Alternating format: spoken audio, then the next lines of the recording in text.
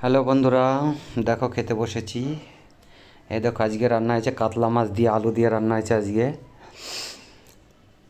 দেখো জিরে ফোড়ন দিয়ে একদম সিম্পল রান্না, আমাদের কোনো মশলা টশলা দেওয়া হয় না, শুধু জিরে ফোড়ন দিয়েই করে।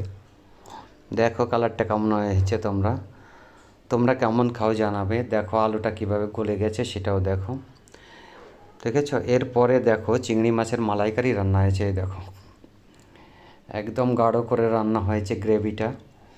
তো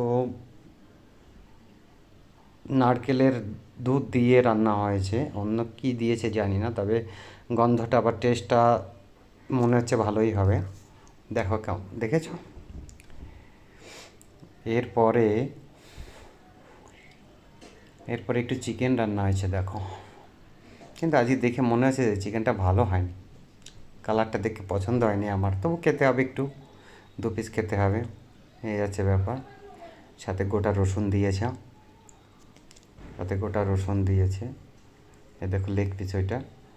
তো লেগ পিসটা দেখো, আর সাথে রসুন দিয়েছে, দেখো এই যে, দেখেছো।